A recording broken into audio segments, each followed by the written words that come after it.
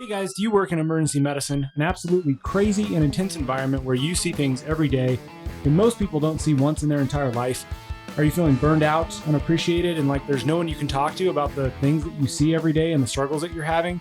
Well, you're not alone. And I'm going to bring in a bunch of real professionals with real stories today that can relate to the stuff that you're seeing on a daily basis. I've struggled with burnout, I've struggled with discouragement, frustration many times, and I still struggle with it occasionally.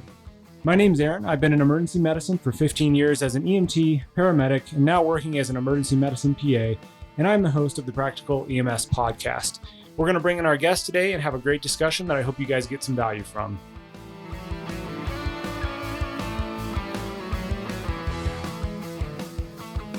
Rollover, the guy was ejected, fell on his outstretched hand.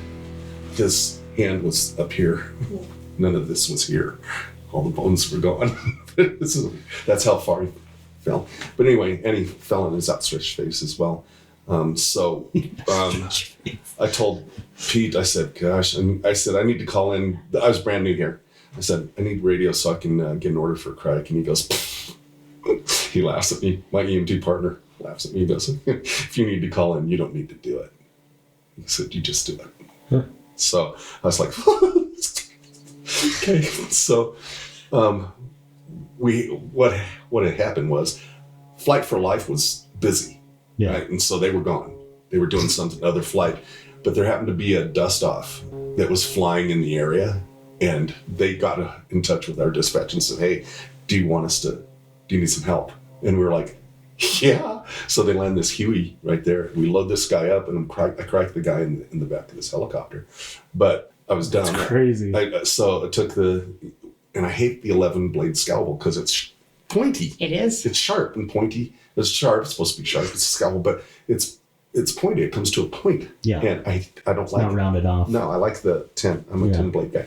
But anyway, so I get in the back of this helicopter and we take off. So what I did is I put my fingers like this. And I stretched it and I went, whoosh, made my incision, and then I let go of it, and the hole was over here. Oh, no. I was like, oh. Everything you hear today from myself and my guests is opinion only and doesn't represent any organizations or companies that any of us are affiliated with. The stories you hear have been modified to protect patient privacy, and any resemblance to real individuals is coincidental. This is for educational and entertainment purposes only and should not be taken as medical advice nor used to diagnose any medical or healthcare conditions.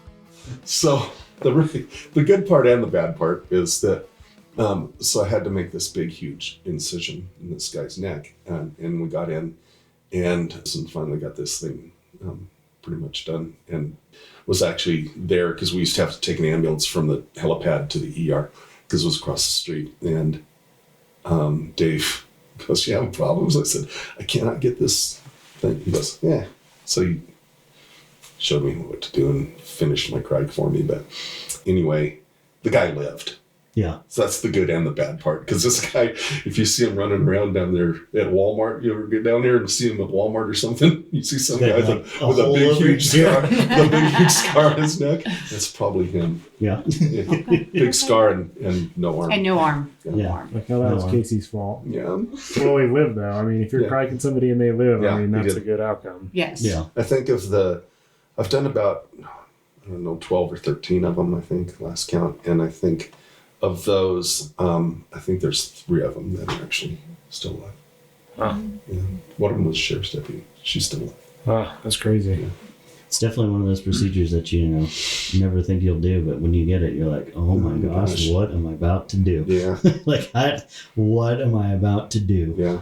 I mean, it was interesting. Totally different from what you train on too. Yeah. I think that was one of the biggest surprises. Like, even in the back of my head, I was like, oh, it's just like the mannequin. Even with all the stuff I've been through being a paramedic, where it's never like the mannequin. Yeah. They're like, pick your finger inside the hole. And I'm like, you can't get your finger. Like, I couldn't even get my pinky inside that thing. Like, I was like, that's how I dilate it. Yeah. I mean, I'm sitting there and it's like, trying to get it in there, and then even trying to get like the little Roush trick inside it and stuff. And you're like, it's going to leave a bruise. I do remember though, as soon as I like popped through the membrane and everything, and I was like, ooh, bubbles. I was like, yes. I'm in the right spot. I did right. It was like all was going in the back of my head, bubbles, bubbles, bubbles. And I was like, yes. Yes. That was, Hey guys, if you're interested at all in using any of the First Form products that I use myself, I'll show you some links down below, but one product I highly recommend from First Form is their energy drinks. These things taste phenomenal. They're way better than the Celsiuses I've been drinking for a long time. You got to wait for them to ship to your house, but if you want to support a business that's not just Amazon and not just buying these things at, wherever store you buy them at, buy First Form energy drinks. They taste phenomenal. They're worth, waiting a couple days to get in the mail. They've got a ton of different flavors. You can find which one you like, but I drink one every afternoon to get that little bit of boost. It's the same caffeine as like a Celsius, but it tastes way better and there's 0 calories too. So check out the links below, guys, if you want, a great afternoon energy drink. I've heard a lot of stories of those going wrong too. So if you're getting it, even if it's a struggle, that's impressive. It was definitely, like I said, within that first year and a half. And it was one of those moments too, like where I feel like I grew as a paramedic too, because it was like one of those, I'm either gonna like shit or get off the pot kind of a thing. Like I either have to do it now, or either somebody else is gonna do it, or So it was one of those moments where it was like, you've already determined it. I didn't have to second guess myself. I felt like it was one of the first times in a long, like within that first period of being a paramedic, where I was like, I made a decision, I stuck with it, and I did it regardless of how scared I was. Mm-hmm. And I was confident, and I was like, oh, wait a minute, is this what it feels like? I think that's kind of the hard part about a cric, is getting to the point where like, this is the step that has to happen now. And that's what I try to like tell people that are new to intubating is like, if you can't get this tube and you're RSIing, like eventually the step is you need to cric them, you need to get an airway. And if it's not there, if it's not ready, if it's not in the back of your mind, if it's not that last step, you're going to get to it way too late and it's going to be a huge problem. Yeah, so all of our doctors, I think that I really respect with their intubating and stuff. Like they have that, like, hey, I'm going to try this tube. You got the cric kit. If I can't get this tube with this super difficult airway, like that's the next step. And like, if you have that already mentally, it's going to be a much better outcome for the patient, I think, to be like, okay, that's one of the steps versus, oh, we can't get the tube. Now what do we do? You it has to be on your list. No, it is kind of your backup.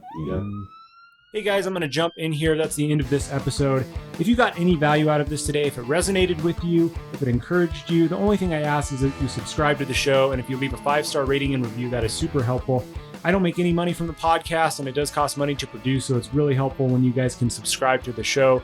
It helps encourage me and keeps me doing this. You can also go to practicalems.com and check out all the videos and links there. There's also an EKG course if you want to financially support the show. And it's a pretty top-notch EKG course, if I do say so myself. So check it out there. You can also join my email list at practicalems.com and get notified of every time we release a new episode. So check it out there, guys, if you want to support the show. And thanks for checking this one out, and we'll see you on the next one.